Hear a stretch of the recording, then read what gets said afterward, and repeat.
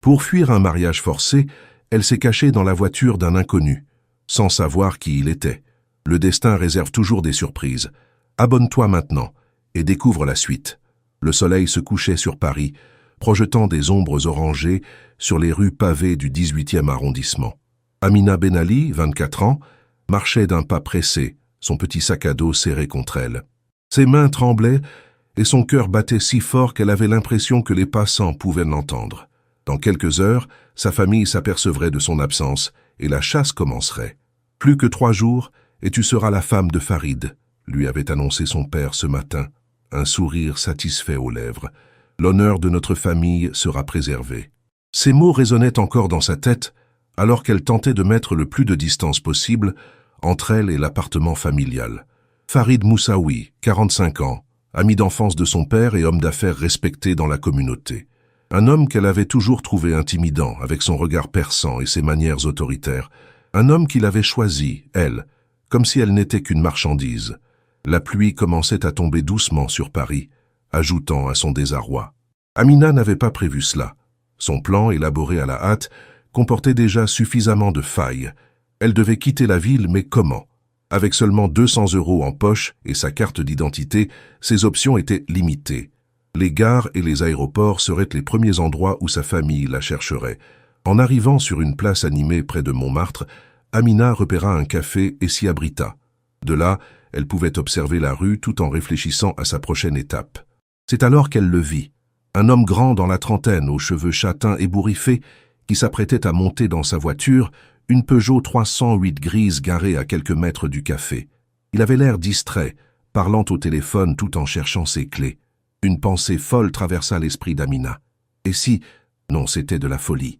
Pourtant, alors que l'homme s'éloignait un instant pour terminer sa conversation téléphonique, laissant sa voiture déverrouillée, Amina sentit une impulsion irrésistible.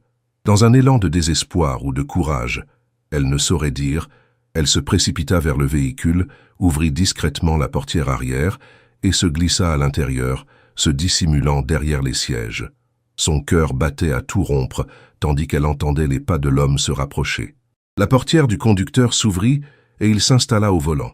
Amina retint sa respiration, se faisant aussi petite que possible. « Oui, Mathieu, je serai à Lyon demain matin pour la réunion », dit l'homme en démarrant la voiture. « Ne t'inquiète pas, le dossier Lefort est prêt. » Lyon, c'était parfait. Assez loin de Paris pour lui donner une chance de disparaître. Amina ferma les yeux, priant pour que l'homme ne la découvre pas avant d'avoir quitté la capitale. Elle ignorait qui il était, ce qu'il ferait s'il la trouvait. Mais à cet instant, n'importe quel risque semblait préférable au destin qui l'attendait si elle restait. La voiture s'engagea sur le boulevard, se mêlant à la circulation parisienne du soir. Derrière les sièges, recroquevillée et tremblante, Amina Ben Ali venait de commettre l'acte le plus désespéré de sa vie, sans savoir que l'homme au volant allait changer son destin de façon inattendue. Nicolas Mercier roulait depuis 1 heure sur l'autoroute A6 en direction de Lyon, perdu dans ses pensées. À 34 ans, il était l'un des architectes les plus prometteurs de son cabinet. Mais ce succès professionnel masquait une vie personnelle en décombre. Son divorce, finalisé 6 mois plus tôt, l'avait laissé avec une sensation de vide qu'il tentait de combler par le travail. Ce voyage à Lyon pour présenter un nouveau projet n'était qu'une autre excuse pour s'éloigner de son appartement parisien trop silencieux. La pluie s'était intensifiée, martelant le pare-brise avec une violence croissante. Nicolas augmenta la vitesse des essuie-glaces et baissa légèrement le volume de la radio qui diffusait un morceau de jazz qu'il appréciait habituellement. C'est alors qu'il l'entendit, un éternuement étouffé, suivi d'un bruissement provenant de l'arrière de la voiture. Son corps se raidit instantanément. Il n'était pas seul. « Qui est là ?» demanda-t-il d'une voix forte, regardant dans le rétroviseur, tout en gardant les yeux sur la route. Le silence lui répondit. Nicolas serra le volant plus fort, son esprit passant en revue les possibilités. Un voleur? Un fou? Il se trouvait sur l'autoroute, à mi-chemin entre une aire de repos et la prochaine sortie. S'arrêter maintenant pourrait être dangereux. « Je sais que quelqu'un est là », insista-t-il, la voix plus ferme. « Montrez-vous ou j'appelle la police immédiatement. » Après quelques secondes de silence, un mouvement se fit sentir à l'arrière. Dans le rétroviseur, Nicolas vit une jeune femme se redresser lentement derrière les sièges. Son visage était pâle, encadré par des cheveux noirs mi-longs et ses yeux sombres exprimaient une peur évidente. « Je suis désolé, murmura-t-elle d'une voix tremblante. Nicolas sentit son cœur s'accélérer. Il actionna son clignotant et se dirigea vers la bande d'arrêt d'urgence, ralentissant progressivement jusqu'à l'immobilisation complète. Une fois arrêté, il se retourna pour faire face à l'intruse. « Qui êtes-vous? Et que faites-vous dans ma voiture ?» demanda-t-il, partagé entre la colère et l'inquiétude face à cette jeune femme visiblement terrifiée. « Je m'appelle Amina, » répondit-elle en baissant les yeux. « Je vous en prie, ne me ramenez pas à Paris. » Nicolas l'observa attentivement. Elle ne semblait pas dangereuse, plutôt désespérée. Ses vêtements étaient simples, un jean, un pull gris et une veste en cuir usé. Son petit sac à dos était posé à côté d'elle. « Vous réalisez que ce que vous avez fait est illégal, » dit-il, tentant de maintenir un ton sévère malgré sa curiosité grandissante. « Je pourrais appeler la police maintenant. » À ces mots, la panique envahit le visage d'Amina. « S'il vous plaît, non, » supplia-t-elle. « Je n'avais pas le choix. Je dois quitter Paris. » C'est une question de vie ou de mort. La sincérité de sa voix ébranla Nicolas. Il connaissait ce regard, celui d'une personne acculée, sans issue. Il l'avait vu dans ses propres yeux, après que sa vie s'était effondrée. « Expliquez-moi, » dit-il plus doucement, éteignant le moteur mais laissant les essuie-glaces continuer leur danse monotone contre la pluie battante. Amina hésita, puis les mots commencèrent à couler, d'abord hésitant, puis de plus en plus assuré. « Dans 3 jours, je suis censé épouser un homme que je n'ai pas choisi. Un ami de mon père, 2 fois plus âgé que moi.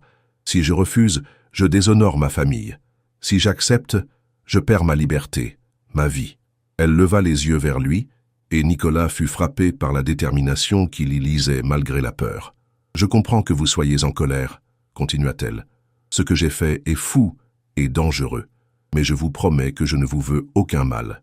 Déposez-moi à la prochaine ville, et vous ne me reverrez jamais. » Nicolas resta silencieux un moment, la pluie créant une barrière sonore entre eux et le monde extérieur. Il aurait dû être furieux, appeler la police immédiatement. Pourtant, quelque chose dans cette situation, dans les yeux de cette jeune femme, l'en empêchait. « Vous avez de la famille à Lyon ?» demanda-t-il finalement. « Non, » admit Amina. « Je n'ai personne, mais c'est un nouveau départ, loin de Paris. » Nicolas soupira profondément. Il savait que ce qu'il s'apprêtait à faire était probablement insensé. « Montez devant, » dit-il en indiquant le siège passager. « Si vous voyagez avec moi, autant le faire correctement. » La pluie continuait de tomber sans relâche, alors que la Peugeot 308 reprenait sa route sur l'autoroute. Amina, maintenant assise sur le siège passager, gardait les yeux fixés sur la route qui défilait devant elle, n'osant pas regarder l'homme qui venait, contre toute attente, de lui offrir son aide.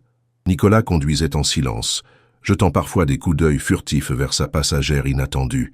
L'absurdité de la situation le frappait par vagues. Il avait laissé monter une inconnue qui s'était cachée dans sa voiture. Était-ce de la folie, de la naïveté, ou simplement un instinct qu'il ne s'expliquait pas lui-même? « Vous avez faim ?» demanda-t-il soudain, brisant le silence qui était devenu presque palpable. Amina sursauta légèrement, puis hocha la tête avec hésitation. « Un peu », avoua-t-elle à mi-voix. « Il y a une aire de service dans quelques kilomètres. On pourra s'y arrêter. »« Merci », murmura Amina. Puis, après une pause, « Pourquoi faites-vous ça? Vous ne me connaissez pas. Je pourrais être n'importe qui. » Nicolas garda les yeux sur la route, réfléchissant à cette question qu'il s'était lui-même posée. « Disons que j'ai l'impression que vous êtes sincère, » répondit-il finalement. « Et puis, il y a quelque chose d'assez courageux dans ce que vous avez fait. Désespéré mais courageux. » Un faible sourire apparut sur le visage d'Amina, le premier depuis leur rencontre. « C'est la première fois que quelqu'un qualifie ma panique de courage. » Ils arrivèrent à l'aire de service, un îlot de lumière dans la nuit pluvieuse. Nicolas gara la voiture et ils entrèrent dans le restaurant routier, choisissant une table à l'écart. L'endroit était presque vide à cette heure tardive, à l'exception de quelques chauffeurs routiers et voyageurs fatigués. Devant des assiettes de lasagne et des cafés fumants, Amina commença à se détendre légèrement. Elle observait Nicolas à la dérobée, tentant de décider si elle pouvait lui faire confiance. Grand, avec des traits anguleux adoucis par des yeux bleus attentifs, il dégageait une présence rassurante, malgré la situation. « Alors, vous êtes architecte ?» dit-elle en se rappelant ce qu'elle avait entendu de sa conversation téléphonique. Nicolas acquiesça. « Et vous ?»« J'ai un master en traduction littéraire, » répondit-elle, une pointe de fierté dans la voix. Arabe, français, anglais. J'ai travaillé pendant 2 ans dans une maison d'édition, mais... Sa voix s'éteignit. Mais mon père a considéré que c'était suffisant, que maintenant il était temps que je remplisse mon rôle de femme, dit-elle avec amertume. Farid, mon fiancé imposé, possède plusieurs commerces. Il a promis à mon père que je n'aurais pas besoin de travailler, comme si c'était une faveur. Nicolas l'écoutait attentivement, remarquant la passion qui animait son visage lorsqu'elle parlait de son travail et la colère froide qui la remplaçait quand elle évoquait sa situation. « Votre famille va vous chercher », constata-t-il, non comme une question mais comme une évidence. Amina hocha la tête, la peur revenant assombrir son regard. « Mon père a des contacts partout, des amis dans la police, dans les administrations. Si je retourne à Paris, il me trouvera. Et vous n'avez pas envisagé de porter plainte? Demander de l'aide ?» Elle eut un rire sans joie. « J'ai essayé. Une amie m'a accompagné au commissariat l'année dernière quand les premières discussions de mariage ont commencé. On m'a dit qu'il n'y avait rien à faire tant qu'aucune violence physique n'avait été commise, que c'était une affaire familiale. » Nicolas sentit une colère sourde monter en lui face à cette injustice. Il avait toujours considéré la liberté comme acquise, jamais menacée. « Je comprends pourquoi vous avez fui, » dit-il simplement. Amina leva les yeux, surprise par la sincérité de sa voix. « Lyon n'est qu'une première étape, » expliqua-t-elle. « J'ai une petite cousine à Montpellier qui pourrait m'aider, mais j'ai besoin de disparaître quelques jours d'abord, le temps que la tempête se calme. » Nicolas but une gorgée de café, réfléchissant. « Ma réunion à Lyon est demain matin. Ensuite, je dois me rendre à Grenoble pour visiter un chantier. » Il hésita un instant. « Vous pourriez m'accompagner. Ça vous donnerait quelques jours pour organiser la suite. » La proposition flotta entre eux, chargée d'implications. Pour Amina, c'était mettre sa sécurité entre les mains d'un inconnu. Pour Nicolas, c'était s'impliquer bien plus qu'il ne l'avait prévu dans cette histoire. « Pourquoi feriez-vous ça ?» demanda-t-elle à nouveau, cherchant à comprendre ses motivations. Nicolas passa une main dans ses cheveux, embarrassé. « Disons que j'ai connu mon lot de situations désespérées. Pas comme la vôtre, bien sûr, mais je sais ce que c'est que d'avoir besoin d'aide et de n'avoir personne vers qui se tourner. » Leurs regards se croisèrent, et quelque chose passa entre eux, une compréhension mutuelle, peut-être, ou le début fragile d'une confiance. « D'accord, » dit finalement Amina, « j'accepte votre aide, mais je vous rembourserai d'une façon ou d'une autre. » Nicolas sourit, le premier vrai sourire de la soirée. « On verra ça plus tard. Pour l'instant, finissons de manger et trouvons un hôtel. La journée a été longue pour nous deux. » À l'extérieur, la pluie avait cessé, laissant place à un ciel nocturne où quelques étoiles commençaient à percer entre les nuages qui s'éloignaient. L'hôtel de bord d'autoroute n'avait rien de luxueux, mais il offrait 2 chambres propres et adjacentes pour la nuit. Amina s'était excusée rapidement, épuisée par les émotions de la journée, tandis que Nicolas était resté dans le petit lobby désert, vérifiant ses emails sur son téléphone et préparant mentalement sa réunion du lendemain. Assis dans un fauteuil élimé, il se demandait encore ce qui l'avait poussé à aider cette jeune femme. Était-ce simplement de la compassion, ou y avait-il autre chose, un désir inconscient de se sentir utile, de donner un sens à sa vie qui lui semblait si vide depuis son divorce? Son téléphone vibra. Un message de Mathieu, son associé. Confirmation pour 10 heures demain. Le client est impatient de voir les plans. La réalité le rattrapait. Il avait des responsabilités, un cabinet qui comptait sur lui, et pourtant, il s'était embarqué dans cette situation improbable. Le matin arriva rapidement. Nicolas se réveilla avant son réveil, une habitude professionnelle bien ancrée. Après une douche rapide, il frappa doucement à la porte d'Amina. « Oui ?» répondit une voix hésitante de l'autre côté. « C'est Nicolas. Le petit déjeuner est servi en bas. On devrait partir dans 1 heure. »« D'accord, j'arrive tout de suite. » Quelques minutes plus tard, Amina le rejoignit dans la salle à manger de l'hôtel. Elle portait les mêmes vêtements que la veille, mais avait réussi à paraître fraîche, ses cheveux humides de la douche rassemblés en un chignon simple. « Bien dormi ?» demanda Nicolas en lui tendant une tasse de café. « Mieux que je ne l'aurais cru, » admit-elle. « Et vous ?»« J'ai connu des nuits plus reposantes, » répondit-il, avec un sourire fatigué. « Ma réunion est à 10 heures au centre de Lyon. Je ne sais pas combien de temps ça va durer. » Amina hocha la tête, beurrant distraitement un morceau de baguette. « Je peux vous attendre dans un café, ou visiter la ville. » Nicolas hésita. « Je préférerais que vous ne vous promeniez pas trop. Si votre famille vous recherche déjà. »« Vous avez raison, concéda-t-elle, son visage s'assombrissant à cette pensée. « Tenez. » Nicolas sortit un petit objet de sa poche, un téléphone prépayé basique. J'en garde toujours un en cas de panne de mon smartphone. Il n'est pas tracé, et il y a du crédit dessus. Mon numéro est enregistré. Amina prit le téléphone, touchée par cette prévenance. Merci. Vraiment. Ils terminèrent leur petit déjeuner en silence, puis prirent la route vers Lyon. La journée s'annonçait belle, le soleil dissipant les dernières traces de la pluie nocturne. En entrant dans Lyon, Nicolas fut frappé par la nervosité croissante d'Amina. Ses yeux scrutaient chaque voiture de police, chaque caméra de surveillance. « On va passer par les quais. C'est plus long mais moins surveillé », décida-t-il, prenant un détour pour éviter le centre-ville. Il la déposa finalement près du parc de la Tête d'Or, dans un quartier résidentiel calme. « Il y a un café là-bas », indiqua-t-il. « Restez-y jusqu'à mon retour. Normalement, je devrais être libéré pour déjeuner vers 13 heures. » Amina acquiesça, mais alors qu'elle s'apprêtait à sortir de la voiture, elle s'arrêta. « Nicolas, merci. Je ne sais pas ce que j'aurais fait sans vous. Ne me remerciez pas encore. La journée ne fait que commencer. » Il la regarda s'éloigner vers le café, son petit sac à dos sur l'épaule, et fut surpris par le pincement d'inquiétude qu'il ressentit. En quelques heures à peine, cet inconnu avait réussi à prendre une place dans ses pensées. La réunion se déroula mieux que prévu. Le client, un promoteur immobilier lyonnais, fut enthousiasmé par les plans de réhabilitation d'un ancien site industriel que Nicolas lui présenta. Pourtant, alors que les discussions techniques se poursuivaient, l'architecte se surprit à vérifier fréquemment son téléphone, attendant un éventuel message d'Amina. À 12h30, alors que la réunion touchait à sa fin, son portable vibra enfin. Tout va bien. Le café est agréable. Ah! Ce simple message lui apporta un soulagement inattendu. Il s'excusa auprès de ses interlocuteurs et quitta le bâtiment, se dirigeant directement vers le parc. Au café, il trouva Amina installée à une table en terrasse, un livre posé devant elle.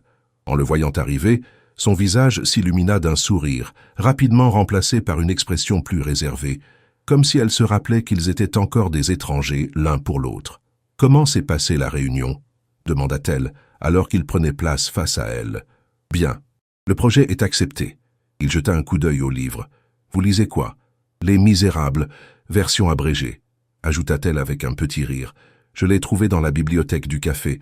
C'est approprié, d'une certaine façon. » Nicolas sourit à cette référence. « Jean Valjean en cavale, sauf que je ne suis pas Javert. Non, vous êtes plutôt... » Elle chercha ses mots. « Celui qui tend la main quand personne d'autre ne le fait. » Un silence confortable s'installa entre eux, rompu par le serveur venant prendre leur commande. Après son départ, Nicolas reprit la parole, plus sérieusement. « J'ai un changement de programme. La visite du chantier à Grenoble a été reportée à après-demain. Je dois rester à Lyon demain pour finaliser quelques détails. » Amina tenta de masquer sa déception. « Je comprends. Je peux prendre un bus pour Montpellier dès demain. »« Non, ce n'est pas ce que je voulais dire, » corrigea-t-il rapidement. « Vous pouvez rester avec moi. J'ai réservé une chambre d'hôtel au centre-ville pour 2 nuits. » Le soulagement d'Amina fut visible. « Vous êtes sûr ? Je ne veux pas vous imposer ma présence plus longtemps. »« Vous ne m'imposez rien, » assura Nicolas. Et à sa propre surprise, il réalisa que c'était vrai. La présence d'Amina, loin d'être un fardeau, avait introduit dans sa vie routinière un élément inattendu, presque vivifiant. Leurs plats arrivèrent. Une salade lyonnaise pour lui, une quiche lorraine pour elle, et ils mangèrent en discutant de choses plus légères, leurs livres préférés, les quartiers de Lyon qu'Amina aimerait voir, les projets architecturaux de Nicolas. Pour quelques instants précieux, ils parvinrent à oublier les circonstances extraordinaires de leur rencontre, savourant simplement ce moment de normalité partagée. C'est alors que le téléphone de Nicolas sonna. En voyant le nom s'afficher sur l'écran, son visage se figea. « Qui est-ce » demanda Amina, alarmée par son expression soudain tendue. « Mathieu, mon associé » répondit-il en décrochant. « Allô » La voix de Mathieu résonna, étrangement nerveuse. « Nicolas, il y a un type qui te cherche au bureau à Paris, un certain Moussaoui. Il dit que c'est important et il a l'air insistant. Tu le connais ?» Le regard de Nicolas croisa celui d'Amina, et il vit la terreur envahir ses yeux à l'évocation de ce nom. « Non » répondit-il calmement. « Je ne connais personne de ce nom. Qu'est-ce qu'il voulait ? Il cherchait à te joindre urgemment. Il a dit quelque chose à propos de sa fiancée disparue et que tu pourrais avoir des informations. C'est bizarre, non ?» Nicolas sentit un frisson parcourir son échine. Très bizarre. Dis-lui que je suis injoignable pour quelques jours. Et Mathieu, ne lui donne pas mon numéro, d'accord? Après avoir raccroché, il fixa Amina dont le visage avait perdu toute couleur. Il m'a trouvé, murmura-t-elle. Comment est-ce possible? Je ne sais pas, dit Nicolas, réfléchissant rapidement. Mais on ne peut pas rester ici. On doit changer de plan. Nicolas paya rapidement l'addition pendant qu'Amina rassemblait ses affaires, ses mains tremblantes trahissant sa panique. Une fois dans la voiture, ils restèrent un moment silencieux, le moteur tournant au ralenti. « Comment a-t-il pu savoir ?» murmura finalement Amina, fixant le pare-brise d'un regard vide. « Comment a-t-il su que j'étais avec vous ?» Nicolas serra le volant, réfléchissant intensément. « Il ne sait pas avec certitude que vous êtes avec moi. Il cherche, il lance des filets. Mais le fait qu'il soit déjà à mon bureau, il s'interrompit, comprenant soudain. Les caméras de surveillance. Devant mon immeuble, il y en a une. Si cet homme a des contacts dans la police, il pourrait avoir visionné les enregistrements et m'avoir vu monter dans votre voiture, compléta Amina, la voix éteinte. Mon Dieu, c'est ma faute. J'ai été tellement imprudente. Ce n'est pas votre faute, affirma Nicolas avec fermeté. Mais nous devons être plus malins maintenant. Il démarra et s'engagea dans la circulation lyonnaise, évitant délibérément les grands axes.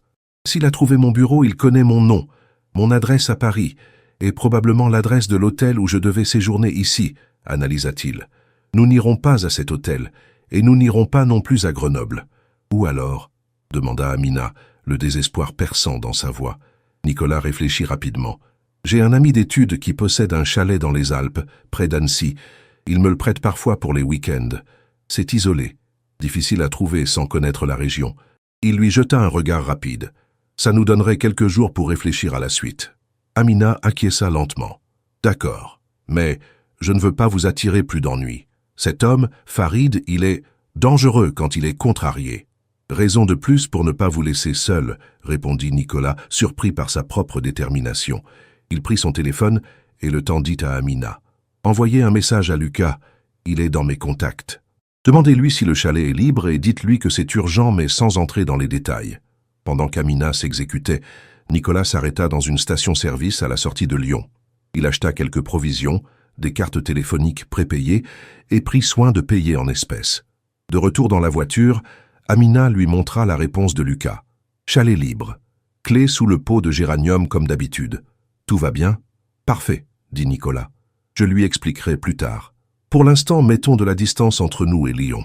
Ils prirent la route vers Annecy, Nicolas conduisant prudemment mais rapidement, vérifiant régulièrement dans son rétroviseur qu'aucune voiture ne les suivait trop longtemps.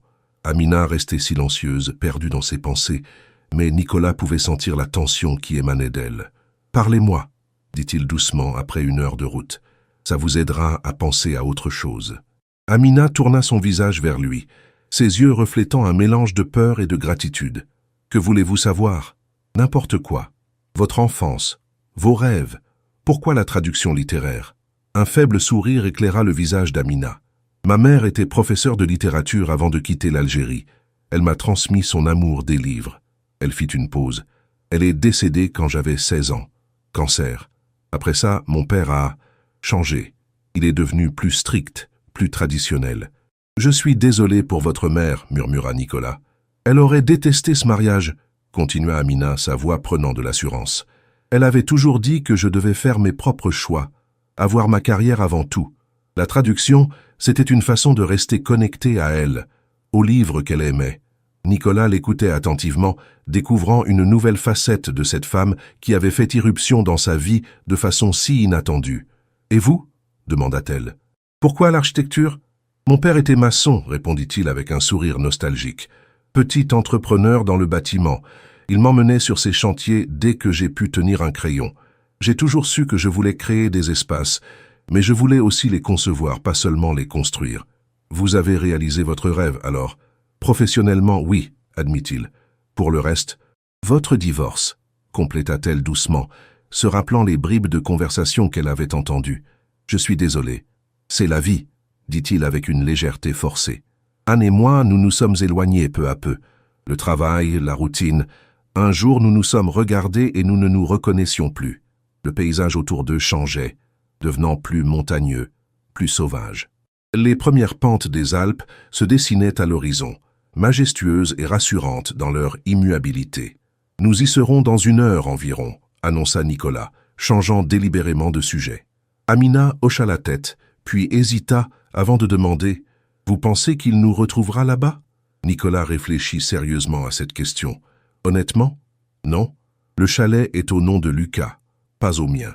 Et je n'y suis jamais allé pour le travail, donc rien dans mes dossiers professionnels ne le mentionne. » Cela sembla rassurer légèrement Amina. « Que ferons-nous ensuite » demanda-t-elle, sa voix à peine audible. « D'abord, nous nous reposons.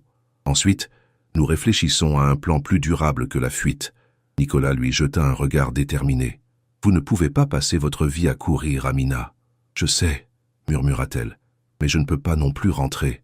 Il existe d'autres options. Des associations qui aident les femmes dans votre situation.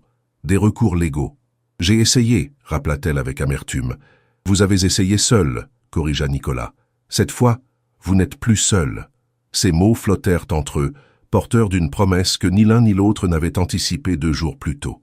Nicolas se surprit à penser qu'il n'avait jamais été aussi déterminé à aider quelqu'un, pas même dans ses relations les plus proches. Alors qu'il s'enfonçait dans les montagnes, suivant une route sinueuse qui s'élevait progressivement, Amina sentit une étrange sensation l'envahir, un mélange de peur persistante et d'espoir fragile. Pour la première fois depuis longtemps, elle entrevoyait la possibilité d'un avenir différent. Le ciel s'assombrissait lentement, annonçant un orage de montagne, lorsqu'ils arrivèrent enfin à destination. Le chalet se dressait à flanc de montagne, partiellement dissimulé par une forêt de sapins. Simple mais charmant, avec son toit pentu et sa façade en bois sombre, il offrait une vue imprenable sur la vallée en contrebas. Nicolas gara la voiture sur le petit terre-plein devant l'entrée et coupa le contact. « Nous y sommes », annonça-t-il en se tournant vers Amina. « Bienvenue dans notre refuge temporaire. » Ils sortirent de la voiture, accueillis par l'air frais des montagnes et le silence apaisant de la nature. Le contraste avec la tension des dernières heures était saisissant. Amina respira profondément, savourant cette sensation de calme relatif. Nicolas récupéra les clés sous le pot de géranium comme indiqué et ouvrit la porte. L'intérieur était rustique mais confortable. Un grand espace à vivre avec une cuisine ouverte, un canapé et des fauteuils autour d'une cheminée en pierre et une mezzanine à l'étage qui servait visiblement de chambre. « C'est parfait », murmura Amina, touchée par la simplicité accueillante du lieu. Nicolas déposa les provisions sur le comptoir de la cuisine. « Je vais allumer un feu, les soirées sont fraîches à cette altitude, même en été. » Pendant qu'il s'affairait avec le bois et les allumettes, Amina fit le tour du chalet, découvrant une petite salle de bain sous l'escalier et une seconde chambre à l'arrière du bâtiment. Par les fenêtres, elle apercevait les nuages d'orage qui s'amassaient au-dessus des sommets voisins, menaçants mais étrangement beaux. « Vous avez faim ?» demanda Nicolas, le feu maintenant crépitant dans l'âtre. Amina se rendit compte qu'elle n'avait presque rien mangé depuis leur déjeuner interrompu. Affamée, en fait. Ils préparèrent ensemble un dîner simple avec les provisions achetées, des pâtes, une sauce tomate improvisée, du fromage et une salade. La domesticité de ces gestes ordinaires créait une illusion de normalité qui leur faisait du bien à tous les deux. « J'ai reçu une réponse de ma cousine à Montpellier », annonça Amina alors qu'ils s'installaient à table. « Je lui ai écrit depuis le téléphone que vous m'avez donné. »« Et ?» demanda Nicolas, servant du vin dans 2 verres trouvés dans un placard. « Elle peut m'accueillir, mais pas avant 1 semaine. Elle est actuellement en déplacement professionnel. » Nicolas hocha la tête, pensif. « 1 semaine, c'est bien. Ça nous donne le temps de réfléchir. »« Nous ?» releva doucement Amina. « Je ne vais pas vous abandonner maintenant, » affirma-t-il avec une conviction qui le surprit lui-même. « Pas alors que ce Farid sait qui je suis et cherche activement à nous retrouver. » Le premier coup de tonnerre résonna au loin, faisant vibrer légèrement les vitres du chalet. La pluie commença à tomber, d'abord doucement, puis avec plus d'intensité, créant un rideau liquide devant les fenêtres. « J'aime les orages », confia Amina, son regard suivant les gouttes qui glissaient sur les carreaux. « Ils me rappellent que certaines forces sont plus puissantes que nous, que nos problèmes, aussi grands soient-ils, ne sont qu'une partie infime du monde. » Nicolas la contempla, frappé par la profondeur de cette réflexion. « Je n'avais jamais vu les choses sous cet angle. » Ils terminèrent leur repas en silence, bercés par le rythme de la pluie et les craquements occasionnels du feu. Une fois la vaisselle faite, ils s'installèrent sur le canapé, chacun avec un verre de vin, contemplant les flammes qui dansaient dans la cheminée. « Comment avez-vous rencontré ce Farid? Demanda finalement Nicolas, brisant le silence confortable qui s'était installé. Amina hésita, faisant tourner son verre entre ses doigts. Il est ami avec mon père depuis l'enfance. Ils ont grandi ensemble en Algérie, puis sont venus en France à peu près à la même époque. Il venait souvent dîner à la maison, mais je ne lui prêtais pas vraiment attention. C'était juste l'ami de mon père, un homme plus âgé qui parlait business et politique. Elle prit une gorgée de vin avant de continuer. Après la mort de ma mère, il a commencé à nous aider. Des petits services au début, puis des prêts à mon père pour son commerce. Je comprends maintenant qu'il m'observait déjà, qu'il me voulait. L'année dernière, il a fait sa demande officielle. Mon père était ravi. Une alliance avec un homme d'affaires respecté, qui plus est un vieil ami, c'était parfait à ses yeux. Et quand vous avez refusé? Mon père m'a d'abord parlé de devoirs, de traditions, d'honneur familial. Puis sont venues les menaces, me couper les vivres, m'expulser de l'appartement familial. J'ai tenu bon pendant des mois, continuant à travailler à la maison d'édition. Mais Farid a des contacts partout. Soudainement, j'ai été licencié pour restructuration. Aucune autre maison d'édition ne voulait me recevoir. J'ai compris que ma vie professionnelle était compromise tant que je résisterais. Nicolas sentit une colère froide monter en lui face à ce récit d'intimidation et de manipulation. C'est révoltant. C'est la réalité de beaucoup de femmes, répondit simplement Amina. Certaines cèdent par peur, d'autres par épuisement. J'ai failli céder aussi, jusqu'à ce que... Elle s'interrompit, comme si elle hésitait à partager cette dernière partie. Jusqu'à ce que quoi? Encouragea doucement Nicolas. Jusqu'à ce que je surprenne une conversation entre mon père et Farid. Il parlait de moi comme d'une transaction. Farid disait qu'une fois marié, il me dresserait, qu'il me ferait oublier mes idées occidentales. Mon propre père acquiesçait. C'est à ce moment que j'ai compris que je n'avais pas le choix. Je devais partir. L'orage s'était rapproché, les éclairs illuminant brièvement l'intérieur du chalet à travers les fenêtres. Nicolas posa son verre et, dans un geste spontané, prit la main d'Amina dans la sienne. « Vous avez fait le bon choix », dit-il avec une douceur inhabituelle dans sa voix, « et je suis heureux que vous ayez choisi ma voiture pour vous cacher. » Amina le regarda, surprise par ce contact et par la sincérité qu'elle lisait dans ses yeux. Pendant un instant, le temps sembla suspendu, la tempête à l'extérieur faisant écho à la confusion des émotions qui les traversaient tous deux. Puis, comme pour briser ce moment d'intimité inattendue, le téléphone de Nicolas sonna. Il retira sa main presque à regret et vérifia l'écran. « C'est Mathieu à nouveau, » dit-il, fronçant les sourcils. Il décrocha, mettant le haut-parleur pour qu'Amina puisse entendre. « Nicolas ?» La voix de Mathieu semblait tendue. « Je ne sais pas dans quoi tu t'es embarqué, mais ce type, Moussaoui, est revenu au bureau avec 2 autres hommes. Ils ont exigé ton adresse à Lyon, ton numéro, tout. J'ai refusé, bien sûr, mais ils étaient insistants. » Nicolas et Amina échangèrent un regard alarmé. « Qu'as-tu fait ?» demanda Nicolas, s'efforçant de garder une voix calme. « J'ai appelé la sécurité pour les faire sortir.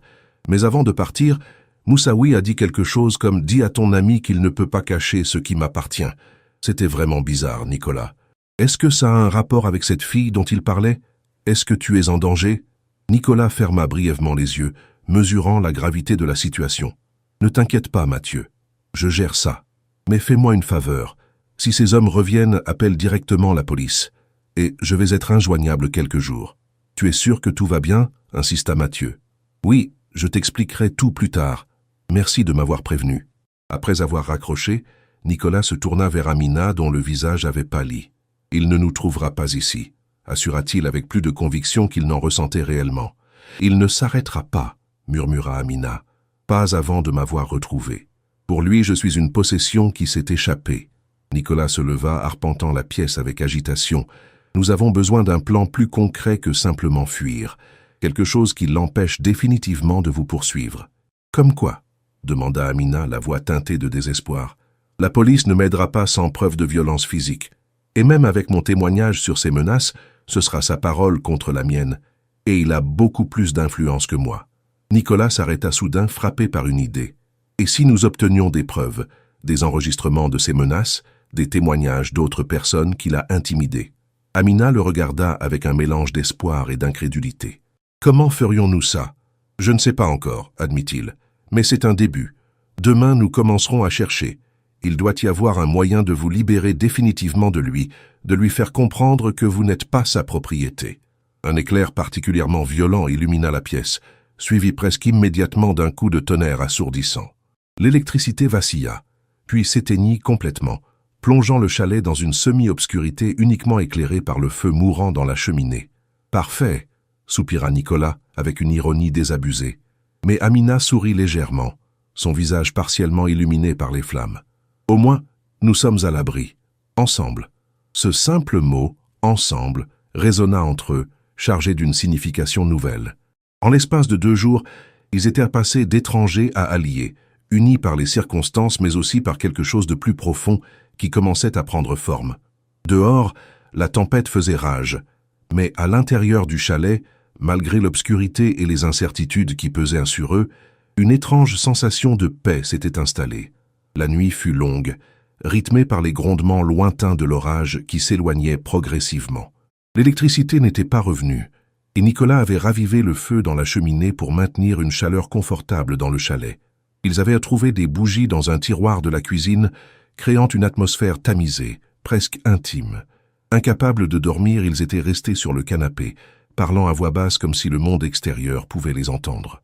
Les heures passant, leur confidence devenait plus personnelle, plus profonde, comme si l'obscurité et l'isolement leur permettaient une sincérité qu'ils n'auraient pas osée en plein jour. « Comment était-elle, votre mère ?» demanda Nicolas, allongé à un bout du canapé tandis qu'Amina était recroquevillée à l'autre extrémité, enveloppée dans un plaid trouvé dans une armoire. Le visage d'Amina s'adoucit à cette évocation. Intelligente, passionnée, douce, mais incroyablement forte. Elle sourit dans la pénombre. Elle avait cette façon de réciter des poèmes en cuisinant. Du Baudelaire, du Rimbaud mêlé aux odeurs d'épices et de sauce tomate. Elle vous a transmis son amour des mots, nota Nicolas. Oui, elle disait toujours que la littérature était une forme de liberté que personne ne pouvait nous enlever. Amina fit une pause. Je me demande ce qu'elle penserait de moi maintenant, en fuite comme une criminelle. Je crois qu'elle serait fière, affirma Nicolas. Vous défendez votre droit de choisir. C'est un acte de courage. Amina le regarda avec reconnaissance. Personne depuis longtemps n'avait validé ses choix de cette façon. Et vos parents? Ils sont toujours... Mon père est décédé il y a 5 ans. Accident de chantier.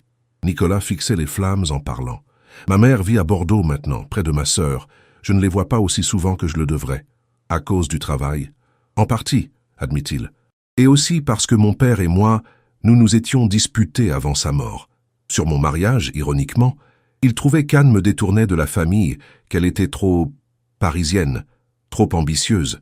Il n'avait pas complètement tort, mais je l'ai défendu, j'ai pris mes distances. Et puis il est parti avant que nous ayons pu nous réconcilier. La culpabilité dans sa voix était palpable. Amina tendit instinctivement la main dans l'obscurité, trouvant celle de Nicolas. « Je suis désolé.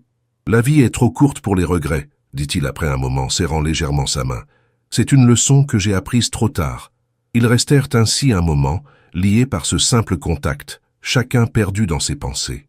Le vent s'était calmé dehors, et seul le crépitement du feu brisait le silence. « Qu'est-ce qui vous a poussé à m'aider » demanda soudain Amina, posant la question qui la tourmentait depuis leur rencontre. « Vous auriez pu me livrer à la police ou simplement me déposer quelque part. Pourquoi prendre tous ces risques pour une inconnue ?» Nicolas réfléchit longuement avant de répondre. « Honnêtement, je ne sais pas exactement. Au début, c'était peut-être de la compassion, ou l'instinct de ne pas vous abandonner dans une situation dangereuse. » Il hésita. « Mais maintenant c'est différent. » « Différent comment ?» Leurs regards se croisèrent dans la lueur vacillante des flammes. « Je crois que vous m'avez réveillé d'une certaine façon, » admit-il doucement. « Depuis mon divorce, je vivais comme un automate. Le travail, le sommeil, encore le travail. Vous avez fait irruption dans cette routine et je me sens plus vivant que je ne l'ai été depuis longtemps. » Cette confession, prononcée presque à contre-cœur, flotta entre eux, chargée d'implications qu'aucun des deux n'était prêt à explorer pleinement. « Je devrais vous remercier alors, » murmura Amina, tentant de maintenir une légèreté dans sa voix qui ne reflétait pas le tumulte dans son cœur. « Non, » répondit Nicolas, « je crois que c'est moi qui devrais vous remercier. » Le silence reprit ses droits, mais un silence différent empli de non-dits et de possibilités. Dehors, l'aube commençait à poindre, teintant le ciel de rose et d'or à travers les nuages qui se dissipaient. « Nous devrions essayer de dormir un peu, » suggéra finalement Nicolas, brisant le charme de ce moment suspendu.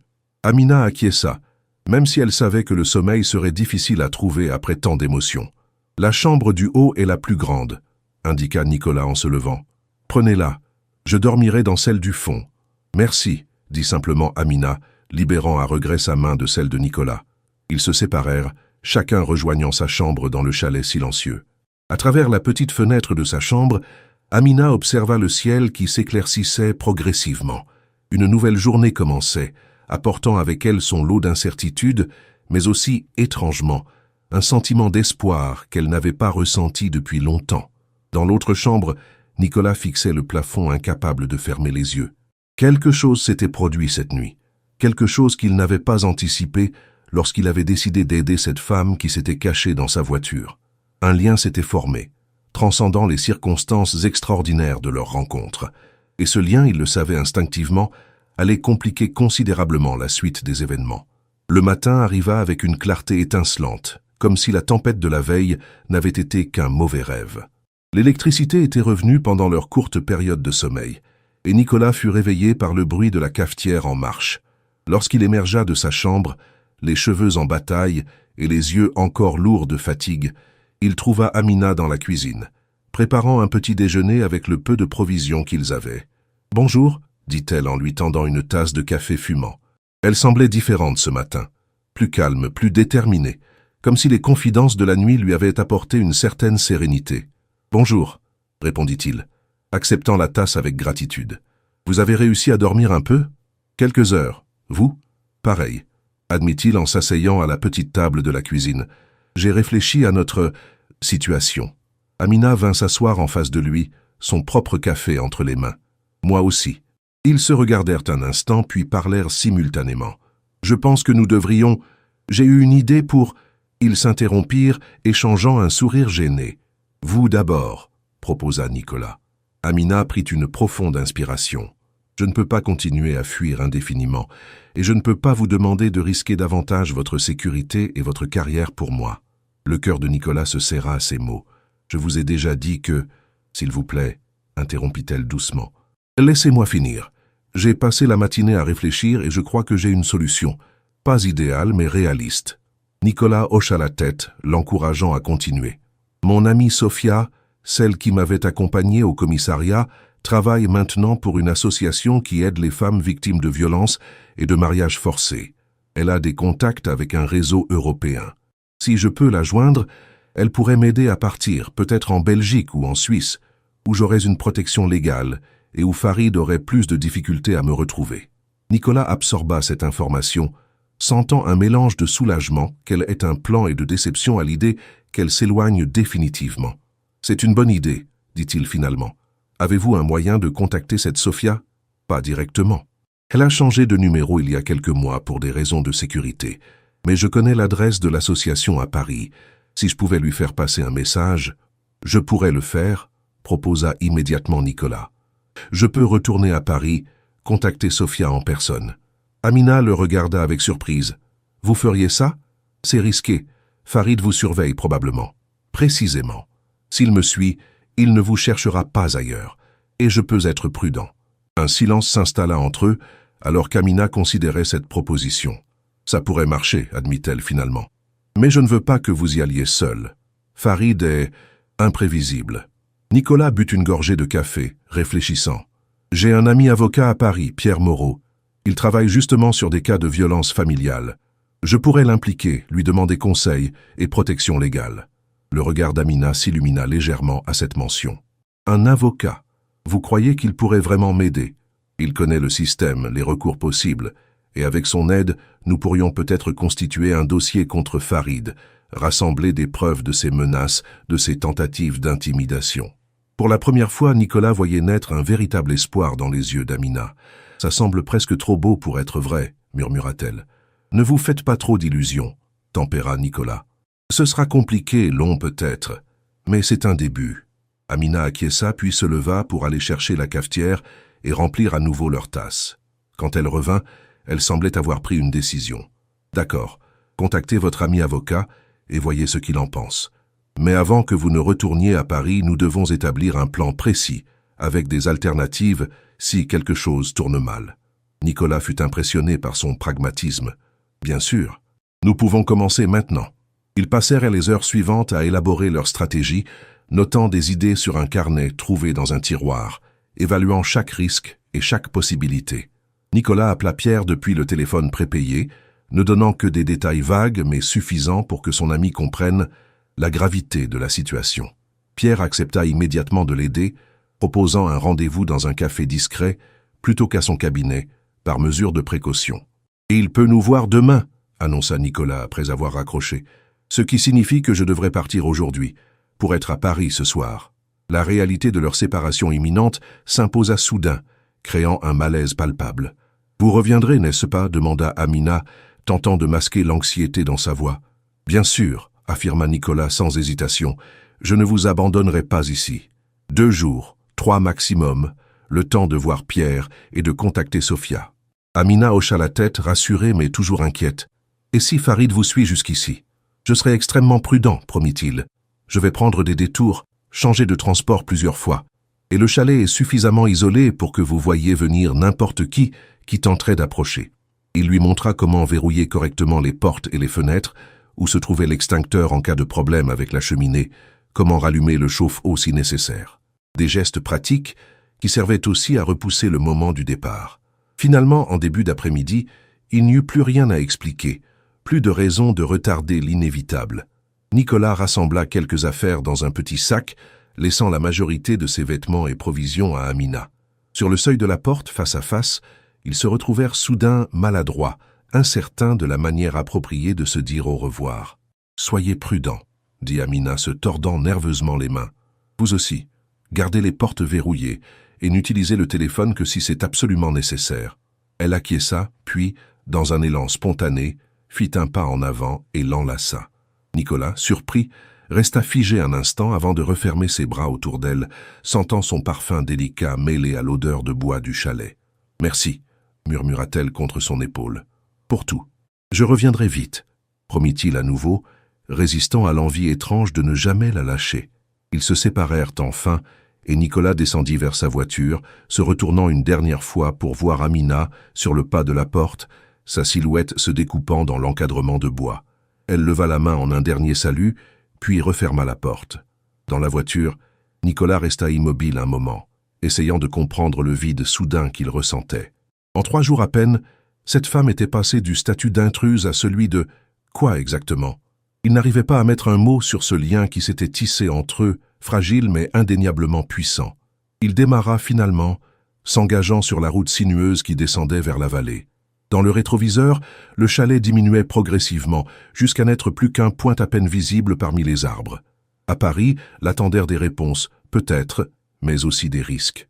Et pour la première fois depuis longtemps, Nicolas Mercier avait quelqu'un pour qui ces risques valèrent la peine d'être pris. Dans le chalet soudain trop silencieux, Amina s'appuya contre la porte fermée, essayant d'ignorer la sensation de vulnérabilité qui l'envahissait. Elle avait survécu seule avant Nicolas. Elle pouvait tenir quelques jours de plus. Pourtant, son absence créait déjà un vide presque physique, comme si une partie d'elle-même était partie avec lui. Elle s'éloigna de la porte, déterminée à rester forte et vigilante. Sur la table basse du salon, le carnet où ils avaient noté leurs plans était resté ouvert. Amina s'en saisit, relisant leurs notes pour se rassurer. Puis, tournant les pages jusqu'à une feuille vierge, elle commença à écrire. Ses pensées, ses peurs, ses espoirs. Les mots avaient toujours été son refuge, et aujourd'hui, plus que jamais, elle avait besoin de ce réconfort. Dehors, le soleil brillait dans un ciel d'un bleu parfait, comme indifférent au drame qui se jouait dans les vies qu'il éclairait. Paris semblait différente à Nicolas lorsqu'il y retourna ce soir-là, plus menaçante, plus oppressante. Il avait conduit prudemment, changeant 2 fois de voiture en cours de route, d'abord en laissant sa Peugeot dans un parking longue durée à Lyon et en prenant un train, puis en louant un véhicule anonyme à la gare de Paris. Précaution peut-être excessive, mais il ne voulait prendre aucun risque. Il passa la nuit dans un petit hôtel du 11e arrondissement, loin de son appartement du 16e qu'il soupçonnait d'être surveillé. Le sommeil fut difficile à trouver, son esprit oscillant entre l'inquiétude pour Amina, seule dans le chalet, et l'appréhension de sa rencontre avec Pierre le lendemain. À 8 heures du matin, il était déjà au Café des Artistes, un établissement discret de la rue de la Roquette attendant son ami avocat. Le lieu était presque vide à cette heure, à l'exception de quelques habitués lisant le journal du jour devant leur café. Pierre arriva à 8h30 précise, reconnaissable à sa haute silhouette et ses cheveux poivre et sel coiffés en arrière. Ancien camarade de lycée de Nicolas, il avait toujours eu cette allure à la fois décontractée et imposante, qui inspirait naturellement confiance. « Nicolas » salua-t-il en s'asseyant face à lui. « Tu as l'air épuisé. »« Longue semaine » répondit Nicolas avec un faible sourire. Après avoir commandé 2 expressos, ils entrèrent dans le vif du sujet. Nicolas raconta tout. La découverte d'Amina dans sa voiture, sa situation, les menaces de Farid, leur fuite et leur plan actuel. Pierre l'écouta attentivement, sans interruption, prenant occasionnellement des notes sur un petit carnet. « Tu réalises dans quoi tu t'es impliqué, n'est-ce pas ?» demanda finalement Pierre, lorsque Nicolas eut terminé son récit. « Je sais que c'est compliqué. »« Compliqué ?» Pierre secoua la tête. « C'est potentiellement dangereux, surtout si ce Farid a autant d'influence que tu le dis. Les mariages forcés sont malheureusement encore traités avec trop de légèreté par notre système. C'est pour ça que j'ai besoin de ton aide, » insista Nicolas. « Il doit bien y avoir un moyen de protéger Amina légalement. » Pierre réfléchit un moment, faisant tourner sa cuillère dans sa tasse. « Il y a plusieurs options, mais aucune n'est parfaite. Une ordonnance de protection est possible, mais difficile à obtenir sans preuve concrète de menace ou de violence. » Il fit une pause. « Tu as mentionné une association qui aide les femmes dans sa situation. » « Oui, son amie Sophia y travaille. » « C'est notre prochaine étape. » « Bonne idée. Ces associations ont l'expérience et les ressources pour gérer ce genre de situation. » Pierre sortit un stylo et nota une adresse sur une serviette. « Contacte également cette organisation. Ils se spécialisent dans les cas de mariage forcé et ont des protocoles d'urgence. » Nicolas prit la serviette, reconnaissant. « Et pour Farid, comment l'empêcher de la poursuivre ? » « C'est là que ça se complique, » admit Pierre. « Sans preuve tangible de ces menaces, il est difficile de prendre des mesures légales contre lui. Il doit bien y avoir quelque chose, » insista Nicolas, frustré. Pierre sembla hésiter avant de poursuivre. Il y aurait une possibilité, mais c'est risqué. Il baissa la voix. Si Amina pouvait enregistrer Farid en train de la menacer ou obtenir des aveux écrits, c'est hors de question, coupa Nicolas. Je ne veux pas qu'elle s'approche de lui. Je comprends. C'était juste une option. Pierre le regarda attentivement. Nicolas, cette femme compte beaucoup pour toi, n'est-ce pas? Plus qu'une simple personne que tu aides. Nicolas détourna le regard, gêné par la perspicacité de son ami. C'est compliqué. Ça l'est toujours, répondit Pierre avec un sourire compréhensif. Écoute, voici mon plan. Je vais commencer à monter un dossier pour Amina. Pendant ce temps, contacte cette association et l'ami d'Amina. Plus nous aurons de soutien, mieux ce sera. Ils finalisèrent leur stratégie, Pierre promettant de rester disponible jour et nuit si la situation évoluait. Après cette rencontre, Nicolas se sentait légèrement plus confiant. Il avait maintenant un allié à Paris, quelqu'un qui comprenait les enjeux et avait les compétences pour aider. Sa prochaine étape était l'association où travaillait Sophia. Il s'y rendit directement, traversant Paris avec précaution, toujours attentif à d'éventuels suiveurs. L'association Femmes Libres occupait un petit local discret dans le 20e arrondissement, identifiable uniquement par une plaque discrète à côté de l'interphone. Nicolas sonna, expliqua brièvement sa visite et fut invité à monter.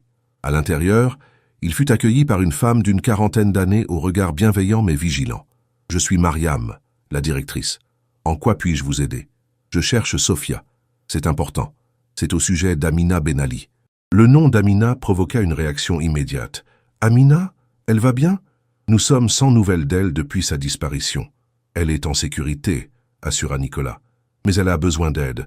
Sophia est son amie. Elle pourrait... »« Sophia n'est pas là aujourd'hui, » interrompit Mariam, son ton devenant plus méfiant. « Comment connaissez-vous Amina exactement ?» Nicolas hésita, mesurant ses mots. « C'est une longue histoire. Disons que je l'ai aidée à échapper à son mariage forcé.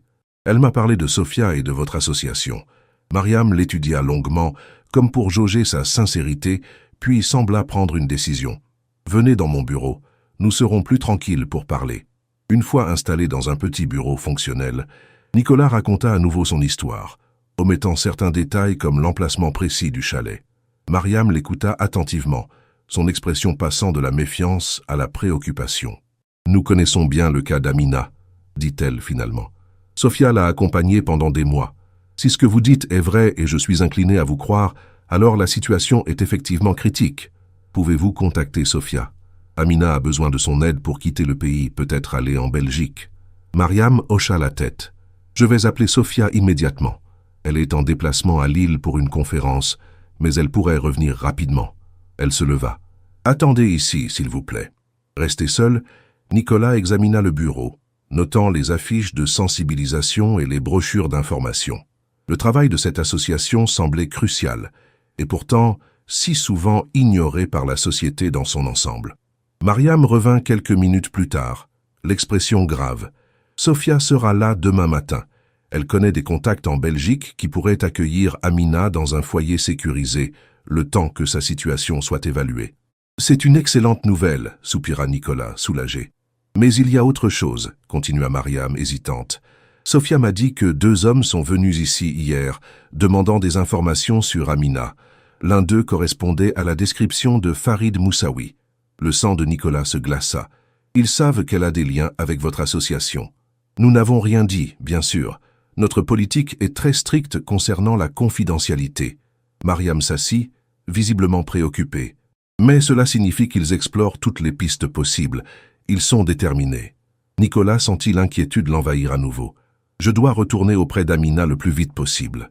Attendez, Sofia, conseilla Mariam. Elle aura des informations cruciales pour la suite. Une journée de plus ne changera pas grand-chose si Amina est bien cachée. À contre-cœur, Nicolas accepta ce conseil raisonnable. Ils échangèrent des numéros de téléphone et Mariam promit de l'appeler dès l'arrivée de Sofia. En quittant l'association, Nicolas décida de faire un détour par son appartement pour récupérer quelques affaires essentielles. Il savait que c'était risqué, mais il avait besoin de documents importants qu'il y avait laissés.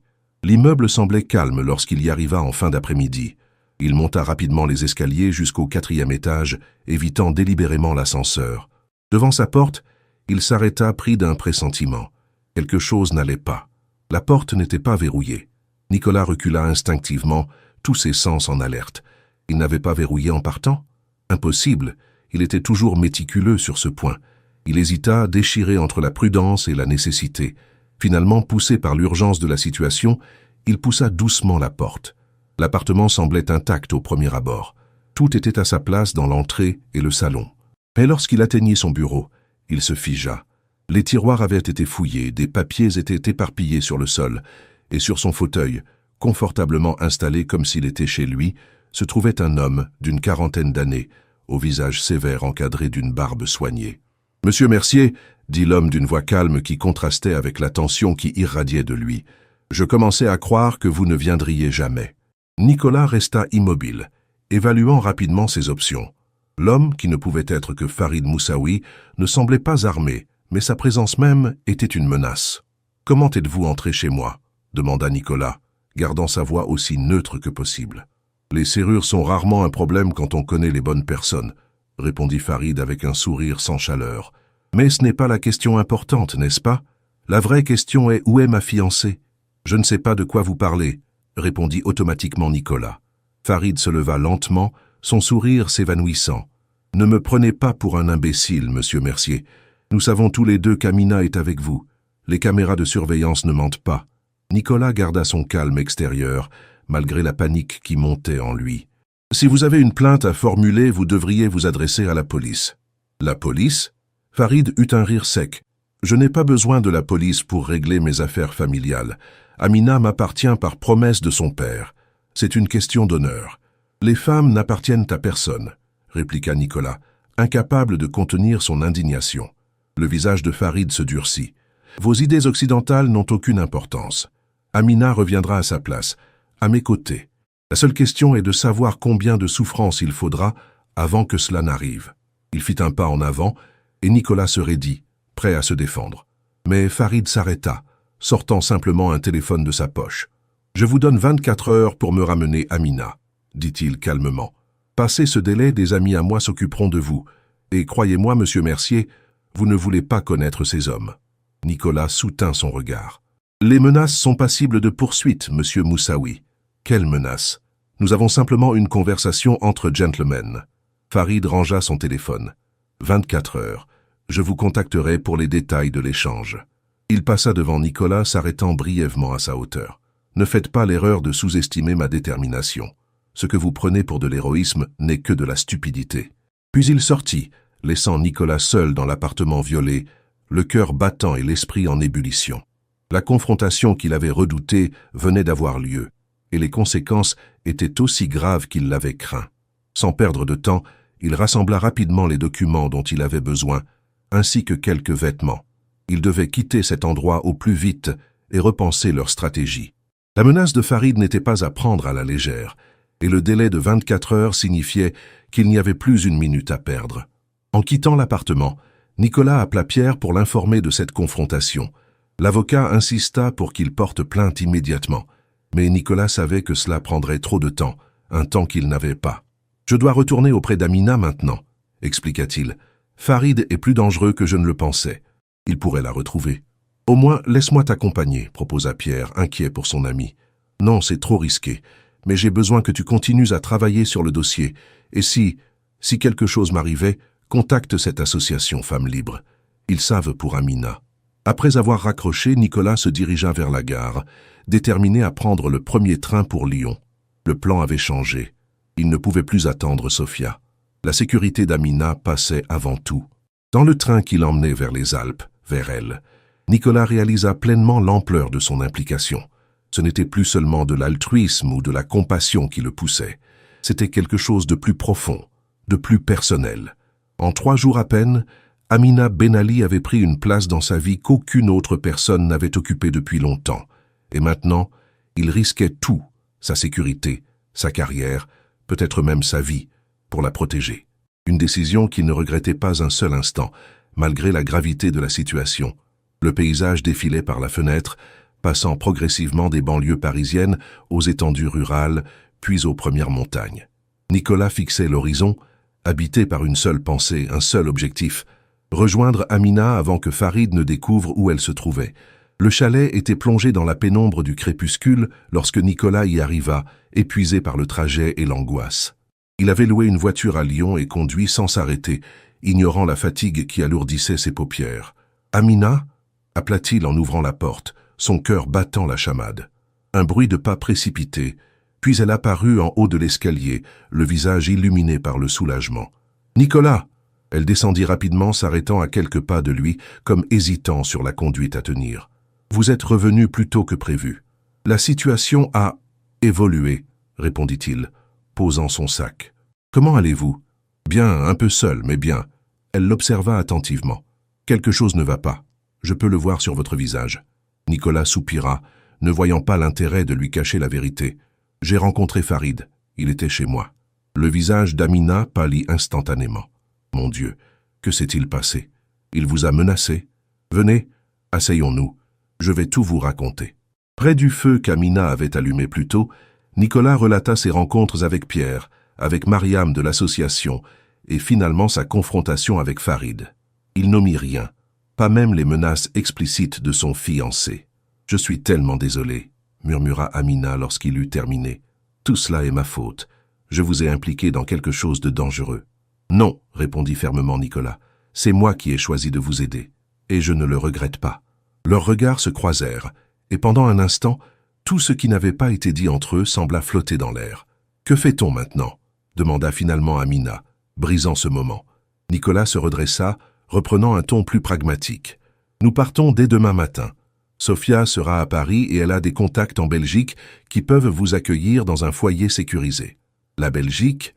Amina sembla méditer cette perspective. « C'est vraiment la seule solution? Fuir mon pays ?»« C'est temporaire, » assura Nicolas. « Le temps que Pierre constitue un dossier solide, que des mesures légales soient prises contre Farid.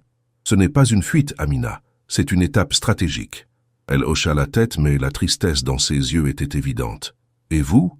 Qu'allez-vous faire après m'avoir amené là-bas ?» La question resta suspendue entre eux, chargée d'implications. Nicolas n'avait pas réfléchi aussi loin, concentré qu'il était sur sa sécurité immédiate. « Je ne sais pas, » admit-il honnêtement. « Retourner à ma vie, je suppose.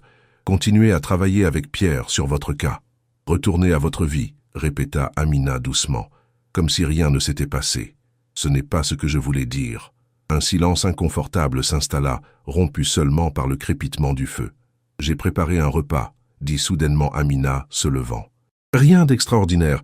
Juste une quiche avec ce que j'ai trouvé dans le frigo. Vous devez avoir faim après ce voyage. » Nicolas la suivit dans la cuisine, reconnaissant pour ce changement de sujet. Ils mangèrent en parlant de choses plus légères.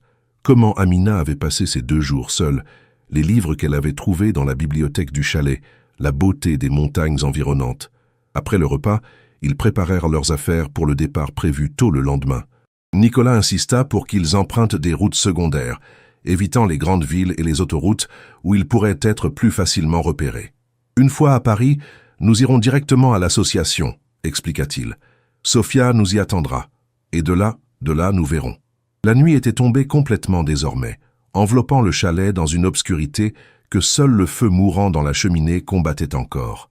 Dehors, le vent s'était levé, faisant gémir les branches des sapins. « Nous devrions essayer de dormir, » suggéra Nicolas. « La journée de demain sera longue. » Amina acquiesça, mais ne fit aucun mouvement pour se lever du canapé où il s'était réinstallé. « Nicolas, dit-elle après un moment, je voulais vous remercier, pas seulement pour m'avoir aidé à fuir, mais pour m'avoir traité comme une personne, pas comme une possession ou un problème. » Sa voix contenait une émotion brute qui toucha Nicolas au plus profond. Il se tourna vers elle, son visage à demi éclairé par les dernières flammes. « Amina, vous n'avez pas à me remercier pour ça. C'est le minimum qu'un être humain devrait attendre d'un autre. »« Peut-être, » concéda-t-elle. « Mais dans mon expérience, ce minimum n'est pas si commun. » Sans réfléchir, Nicolas tendit la main, effleurant sa joue d'un geste tendre. « Vous méritez tellement plus que le minimum, Amina. » Elle ferma brièvement les yeux à ce contact, puis les rouvrit, son regard plongeant dans celui de Nicolas. « Ces derniers jours avec vous, ils m'ont montré ce que pourrait être la vie. Une vie où je serais libre, respectée, peut-être même... » Elle s'interrompit, hésitante. « Peut-être même aimée ?» compléta doucement Nicolas. Amina hocha imperceptiblement la tête, et dans ce simple geste, Nicolas vit toute la vulnérabilité et le courage de cette femme extraordinaire qui avait bouleversé son existence. Lentement, comme pour lui laisser tout le temps de se retirer si elle le souhaitait, il se pencha vers elle. Leurs lèvres se rencontrèrent dans un baiser tendre, presque hésitant, qui approfondit en intensité lorsqu'Amina y répondit, sa main venant se poser sur la nuque de Nicolas.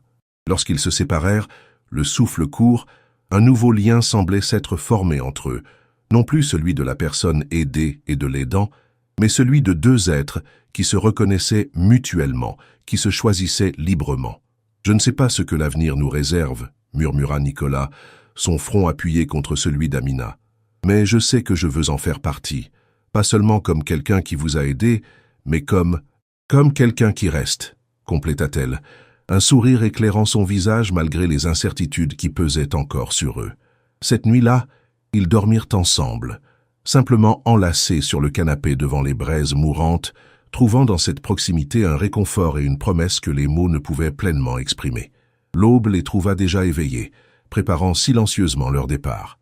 Le ciel était d'un bleu parfait, annonçant une belle journée, contrastant avec la tension qui les habitait. Alors qu'ils chargèrent la voiture, le téléphone de Nicolas vibra. Un message de Pierre. « Bonne nouvelle.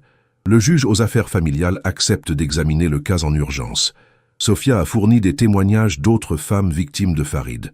Revenez dès que possible. » Nicolas montra le message à Amina, un nouvel espoir naissant en eux. « Cela change-t-il notre plan ?» demanda-t-elle. « Pas immédiatement. Nous devons toujours vous mettre en sécurité d'abord.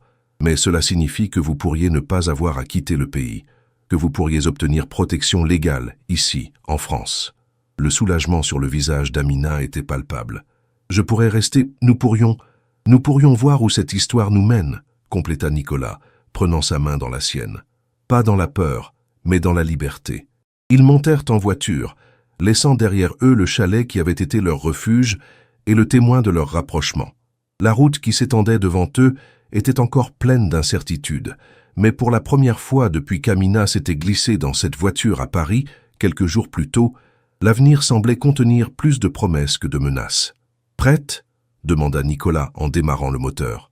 Amina regarda une dernière fois le chalet, puis se tourna vers lui, déterminée. « Prête pour tout ce qui viendra. » La voiture s'engagea sur la route sinueuse, descendant vers la vallée. Devant eux s'étalait un paysage à couper le souffle, montagnes majestueuses, vallées verdoyantes, et au loin, la promesse d'une vie nouvelle qui les attendait. Pour Amina Ben Ali, qui avait risqué tout ce qu'elle avait en se cachant dans la voiture d'un inconnu, et pour Nicolas Mercier, qui avait trouvé un sens inattendu dans ce geste désespéré, le voyage ne faisait que commencer. Un voyage qu'ils affronteraient désormais ensemble, pas comme des fugitifs, mais comme deux personnes qui avaient choisi, contre toute attente, de lier leur destin. Le soleil montait lentement dans le ciel, baignant la route d'une lumière dorée, l'aube d'une nouvelle vie, d'un nouvel espoir, d'un nouvel amour né dans les circonstances les plus improbables.